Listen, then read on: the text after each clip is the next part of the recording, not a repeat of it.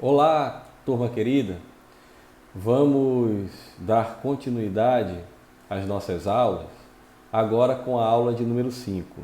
E o que vamos fazer nessa aula? Bem, eu vou deixar aqui neste vídeo um- uma reportagem que foi feita no programa Viagens pela Amazônia sobre a expansão e a decadência da economia da borracha.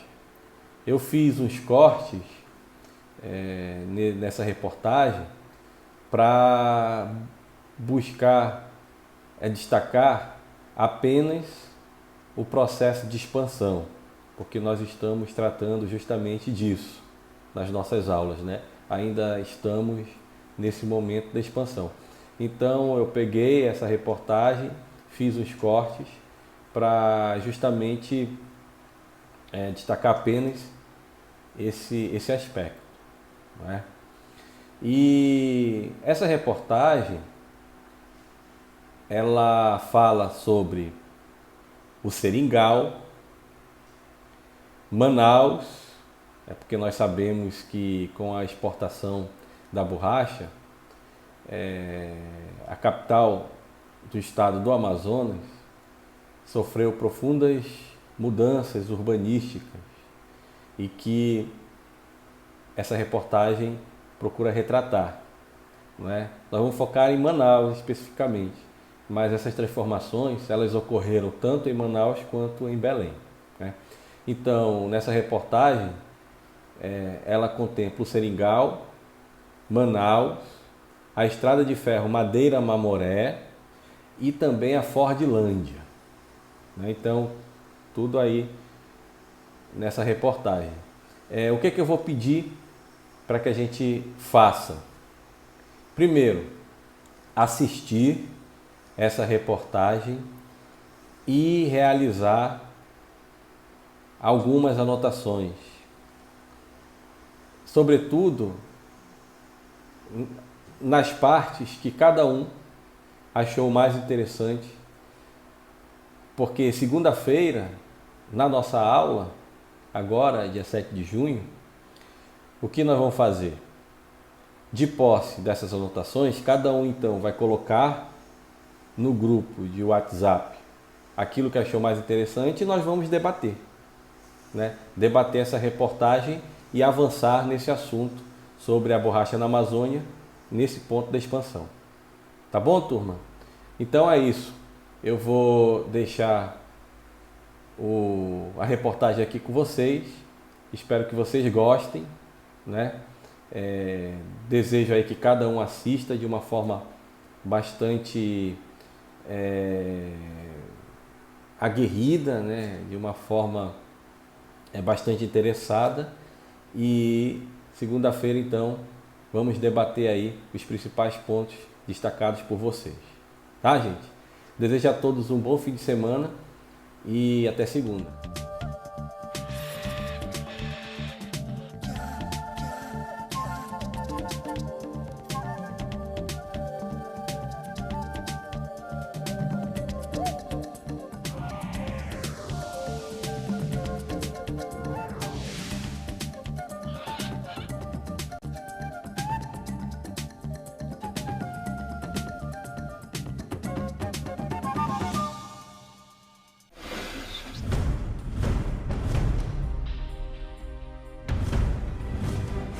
Uma revolução em uma gota. A seiva que procura seu destino pelo caminho escavado pelo homem mudou os rumos da história da Amazônia. Um capítulo de riqueza e miséria.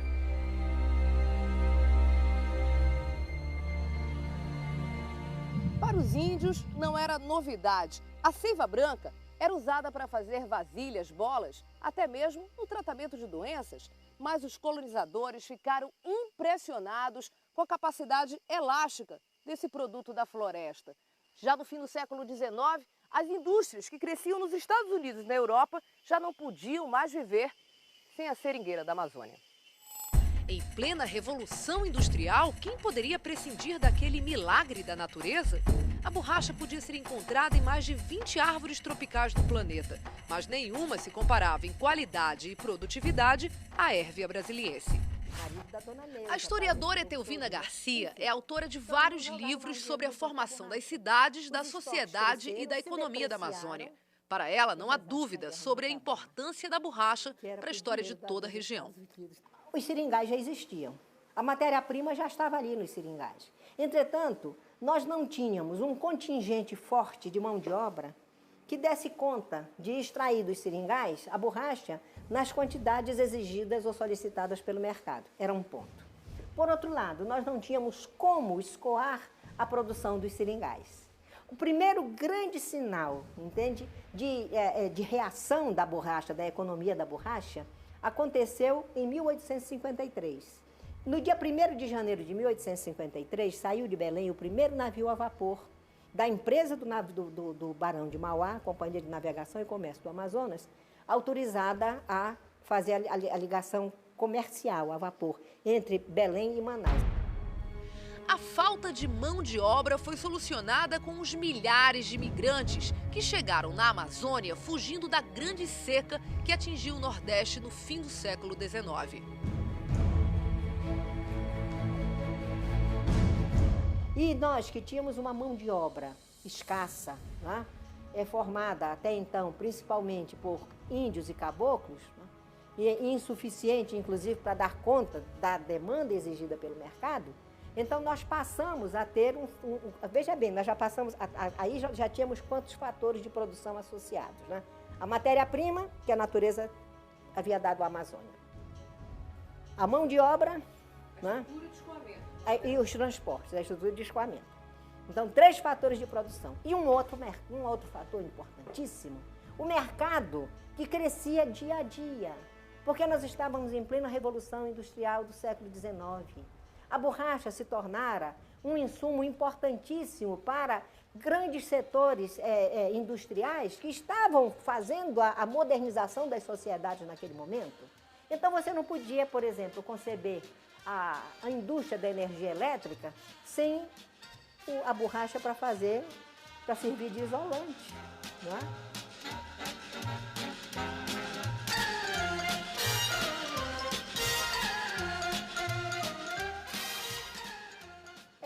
Bondes, trens, todos, quer dizer, todos os, vamos dizer assim, os segmentos da indústria daquele momento, da moderna indústria daquele momento, exigiam a participação da borracha, né? Então você vê calços, fitas isolantes, tomadas, a indústria farmacêutica. Na medida que a indústria se expandia, a borracha se tornava um insumo importantíssimo, indispensável. E com isso, tinha borracha aqui? Não havia borracha só aqui, mas a borracha de melhor qualidade era a nossa. Então, no final do século XIX, no comecinho do século XX, a borracha que saía dos seringais amazônicos, ela praticamente abastecia todos os segmentos industriais do mundo chamado mundo desenvolvido. Então, nós podemos dizer que nós devemos isto, quer dizer, nós devemos o progresso da Amazônia, aquele período, vamos dizer assim, breve de riqueza da Amazônia, à associação de alguns fatores de produção, que foram matéria-prima, mão de obra, transporte e mercado. O dinheiro começou a entrar farto. Belém e Manaus foram as 2 cidades brasileiras nas quais se concentravam os resultados da riqueza da borracha. Esta era Manaus na década de 1860 e aqui apenas 30 anos depois. Bondes elétricos, ruas bem calçadas, comércio vibrante. Tudo desenhado para imitar a vida na Europa. As mudanças são tão significativas que o historiador Otônio Mesquita defende a tese de que a cidade foi novamente fundada pelo ciclo da borracha. Eles mudaram o mapa da cidade, a planta da cidade, ela passou a assumir uma linha mais racional, mais clara, mais definida. E a cidade foi ampliada em pelo menos 5 vezes o seu tamanho. No centro dessa revolução urbana estava o Teatro Amazonas. Ele era aquilo que se almejava, o que se queria como ideia de cidade. Ele é algo que se contrapõe com aquela cidade que havia antes, bucólica, pobre, triste, sem animação, com uma cultura muito rudimentar. Ele é a pretensão de estar ligado ao mundo ocidental, à cultura ocidental, com toda a sua história, com toda a sua formação aristocrática. O próprio Salão Nobre é uma tentativa de mostrar esse refinamento que às vezes passa do ponto, mas é a questão. Ele precisava mostrar que nós tínhamos espaços especiais. Mas um ano depois da inauguração do teatro, seria um seringal, o palco que mudaria completamente o enredo dessa história.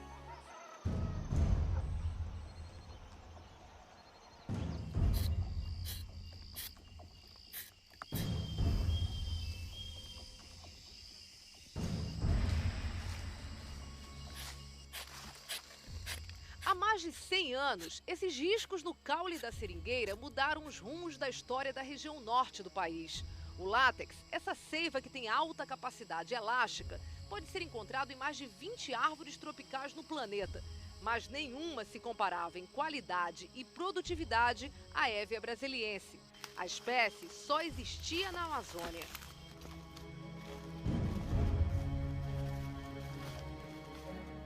Mas para tirar o látex da árvore, era preciso mão de obra, que veio do Nordeste brasileiro.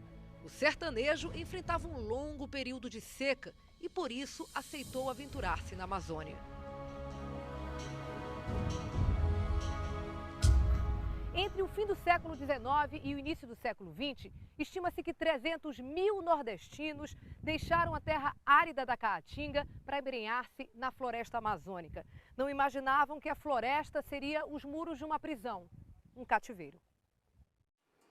Nunca os acompanhou um só agente oficial ou um médico. Os banidos levavam a missão dolorosíssima e única de desaparecerem. E não desapareceram. São os migrantes do primeiro ciclo da borracha que redesenharam o mapa da região amazônica. O fotógrafo alemão Albert Frisk documentou o dia a dia de um seringal no fim do século XIX. Estas fotos e as do conde italiano Ermanno Stradelli estão entre os raros registros dessa época. Estamos indo para o Museu do Seringal a 30 minutos de Manaus. O lugar foi cenário para o filme A Selva. Hoje recebe turistas interessados em conhecer a história da região. Tudo aqui é bem real, parece uma viagem no tempo. O museu nos faz refletir.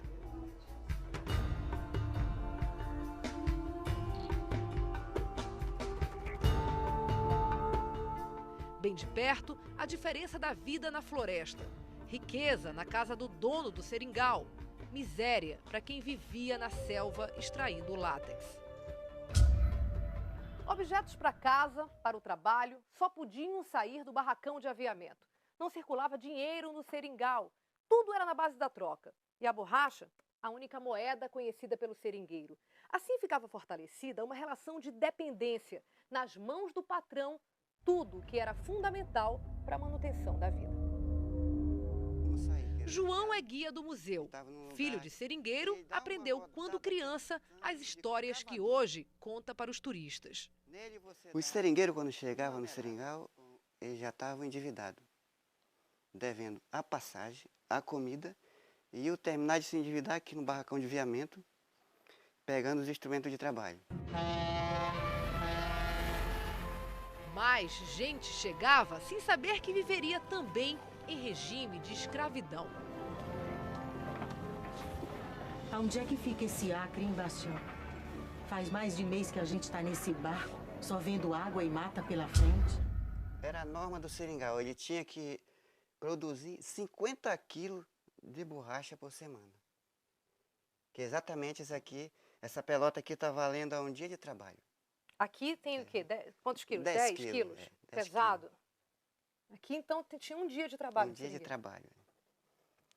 Agora, ele podia pescar, caçar, ou só podia comprar alimento aqui no barracão? Só aqui, porque se ele fosse se empatar com outro tipo de trabalho, ele não ia comprar comida e nem deixava renda para o dono do seringal. Tinha bastante capanga, os capazes, tudo que vigiava esse seringueiro para eles trabalhar em ordem. Que o trabalho era individual. Cada qual tinha a sua trilha e o seu taperi.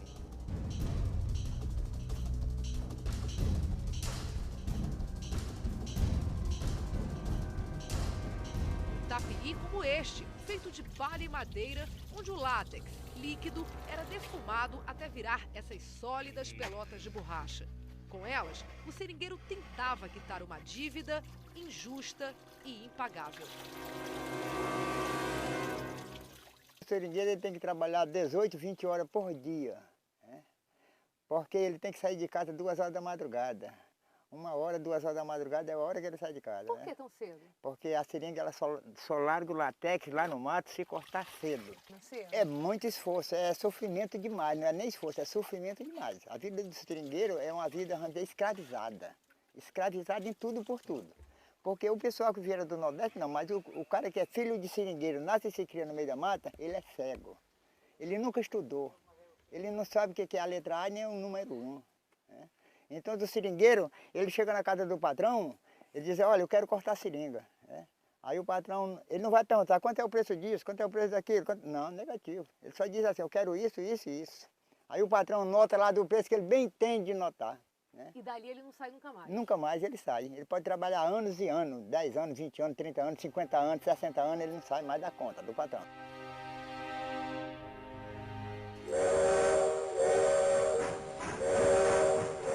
Quando esse som cortou o silêncio da mata pela primeira vez há 100 anos, a parte noroeste da Amazônia entrou definitivamente no mapa do Brasil. Hoje o menino brinca na locomotiva parada, alheio à história escondida sobre os seus pés. Há 5 décadas, máquinas a vapor são lentamente engolidas pela floresta. Quem anda por essa estrada de barro na periferia de Porto Velho pode nem reparar nesses ferros retorcidos, corroídos pelo tempo. São velhas locomotivas abandonadas. Mato e ferrugem tomam conta de parte de uma das histórias mais fascinantes e trágicas da Amazônia. A estrada de ferro que conduzia a borracha dessa região. A Ferrovia do Diabo.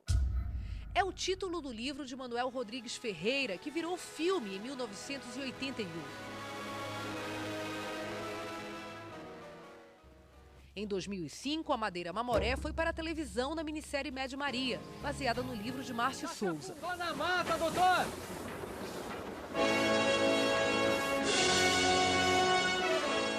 Em todas as obras, milhares de vidas perdidas durante a construção da ferrovia. Junto com o historiador Marco Antônio Teixeira, visitamos o lugar onde ficava o cemitério da Candelária, o maior dos vários cemitérios da Madeira Mamoré. O número oficial de mortes é 6.500. 6.500 na segunda tentativa. Eles morreram em função da malária. A malária é a causa-mortes número 1 da empreitada. Os trabalhadores eram obrigados a ingerir quinino, dado pelos médicos e enfermeiros 3 vezes ao dia, sob a mira de espingarda. Isso trazia alguma consequência para o organismo? Destruição do fígado, cegueira precoce, surdez precoce, né? Perda da razão. E o que era feito com essas pessoas que... Depois de 3 meses, que era considerado o prazo ideal de utilização deles na ferrovia, eles eram demitidos. Prazo de utilização como se fosse uma máquina? Uma máquina, exatamente. Mas por que a vida humana valia tão pouco?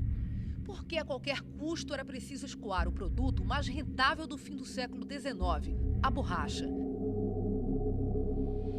366 quilômetros de ferrovia era uma única maneira de vencer as corredeiras e cachoeiras do Rio Madeira, por onde bolivianos e brasileiros daquela região conseguiam vender seus produtos para o exterior. Mas à medida que a borracha ia perdendo valor no mercado, a estrada de ferro sentia um impacto, até que foi definitivamente desativada na década de 60.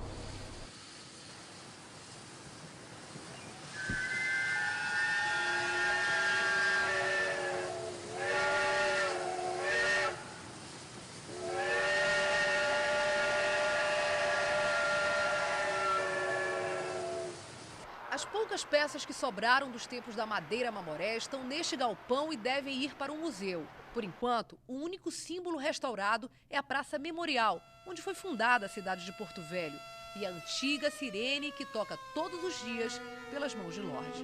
Tem pessoas ali, quando eu toco a sirene, choram, sabe? Porque não era para ter acabado.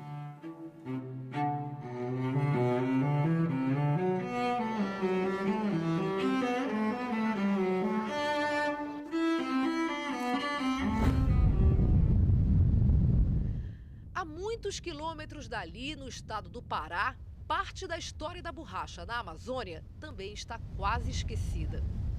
As Águas Verdes apontam um caminho, 5 horas subindo o Tapajós e chegamos a uma vila diferente de qualquer outra na Amazônia.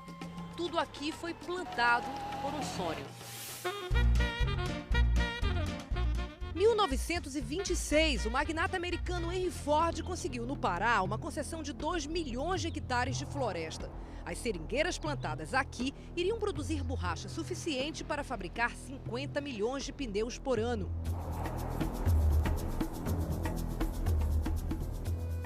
Era bonita, queria que a senhora visse. Era linda.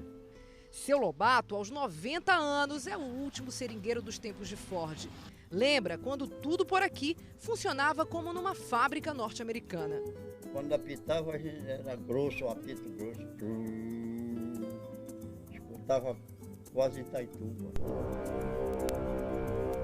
Das 7 horas, todo mundo pegava do trabalho. Do dia para a noite nasceu Fordlândia, uma cidade com 5 mil habitantes brasileiros e estrangeiros.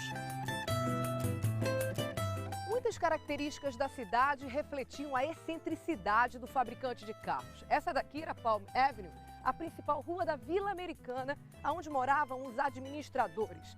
Casas em estilo rebuscado, como essa aqui, hidrantes vermelhos, tudo foi projetado para imitar a vida nos Estados Unidos. Mas a natureza se revelou. Ninguém podia imaginar que na Amazônia as seringueiras ficavam frágeis quando plantadas lado a lado. Acabaram devastadas pelas pragas. Ford entregou o projeto ao governo brasileiro.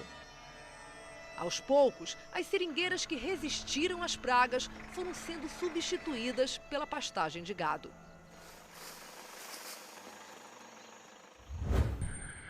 Ano após ano, a cidade de Ford foi sendo engolida pelo descaso. No velho hotel, piscina vazia. Nos armazéns, máquinas enferrujadas, carros abandonados, depósito ainda com ferramentas. No armário, documentos sucumbem ao tempo, à espera de alguém que se preocupe com a história.